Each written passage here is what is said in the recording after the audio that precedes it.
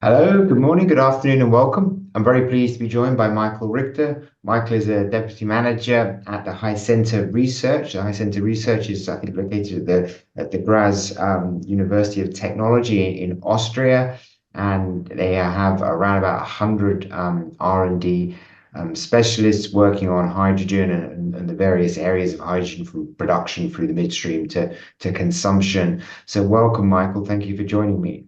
Welcome. Good afternoon. Thank you for having me. Yeah. So you're going to be taking part in the World Electrolysis Congress. I think you're running one of the master classes looking at advanced electrolysis design. And maybe if you could give us an overview of some of the work that you're doing in hydrogen. Yeah, thank you for the question. Um, Actually, we have different areas of research and development where we are focusing on covering the whole value chain from production until distribution, development, simulation. And one of my areas that I'm specifically involved in is the R&D of electrochemical compression, which is electrochemical hydrogen compression, which is actually a process that is very close to a high pressure electrolysis. So it's a good alternative for state-of-the-art compression technologies, which has the potential to be much more efficient than a normal piston or membrane compressor. And it also works without any noise emissions and could additionally purify different gas mixtures to get 100% or 99.9% hydrogen out of it, which is a very high potential use case for the future of hydrogen gas distribution across Europe in the repurposed natural gas grid, like projected by the European Hydrogen Backbone Initiative. And here we are doing simulation and testing of single cells up to system development for EHCs. Um, and this is a very good connection to what we are doing on the electrolysis side with different membrane technologies from proton exchange membranes, anion exchange membranes to SOEC electrolysis cells. There's a big interconnection between these fields. Yeah. And how technology readiness, well, which technology readiness level roughly is EHCs and EHPs indeed? That depends on this on the yeah, on the project size, I would say, but in general it's about between 4 to 7. Mhm. So depending on the membrane technology that you're using, if you have adapted it from electrolysis or fuel cell, it could be up to 7, and it has already been used in industrial environments, but there's not the proof of long-term stability, and still also the economic feasibility hasn't been proved so far.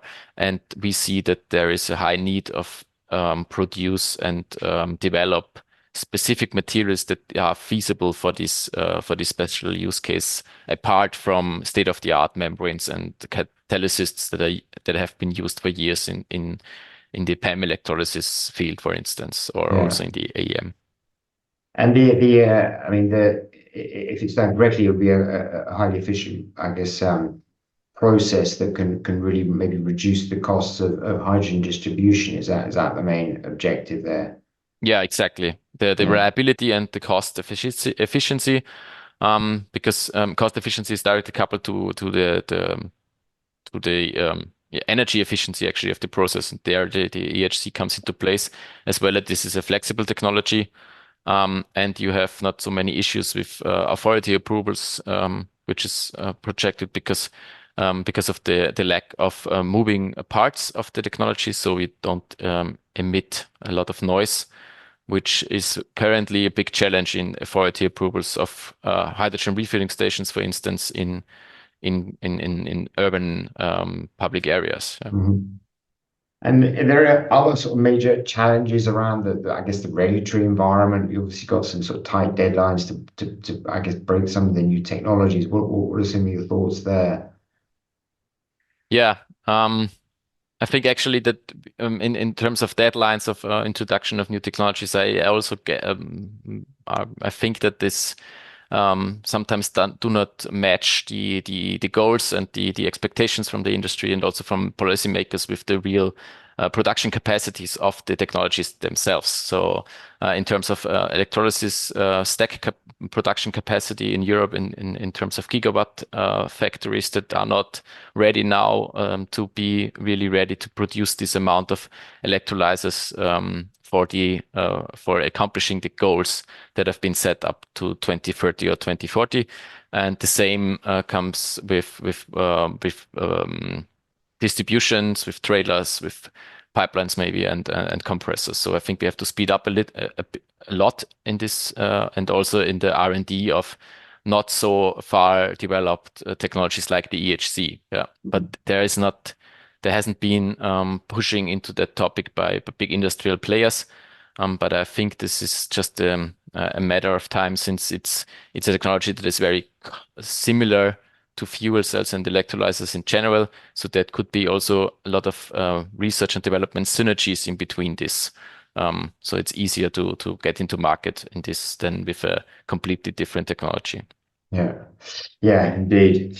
And in terms of the overall, I guess, electrolysis landscape, you're seeing a lot of requests. Obviously, you have a huge, R&D team there. We are at the birth of an industry. It is, I'd assume, a lot of activity there around innovation and looking at solutions across. Indeed, production, but also it's interesting to hear you talk about opportunities within the midstream. Yeah, I mean, what is your take around the overall innovation that's occurring across hydrogen?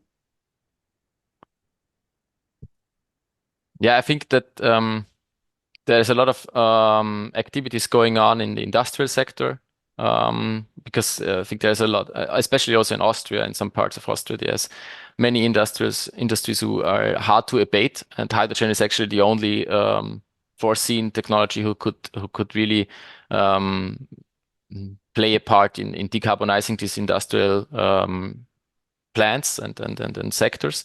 Mhm. But there we have to really it's not an easy way because there you have really to think about to redesign the processes, to redesign all the whole process that have been into place for yeah, I think many decades of years. So that's here it's difficult to completely get this technology into the industry, Mhm. since this is also a kind of not fast adapting sector, I would say, but Yeah. it's the sector where it is really required to do it actually fast, and we are way behind. Mhm. So Is here that?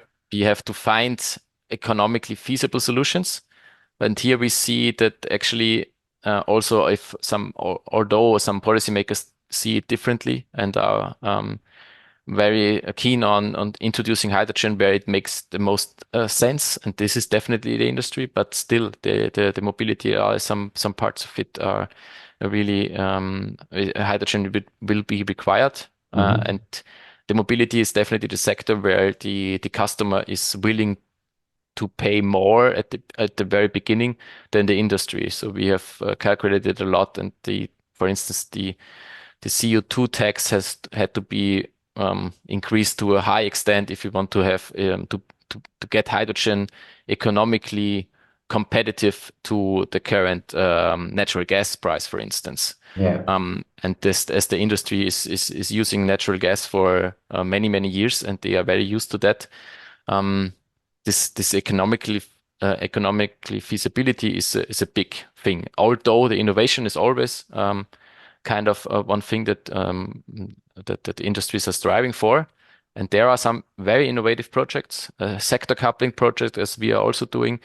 But it's at the end, if it comes into when it comes to the execution phase, it's always a matter of the economic feasibility, and Yeah. there it gets difficult. Yeah, yeah, indeed. In terms of covering the that sort of green premium at I guess the consumption end, is going to need, specific support for each of those vertical markets. And as you say, yeah, equally, there are opportunities in mobility, but again, that needs further support too. Well, it's going to be a fascinating event. Thank you very much for organising the masterclass.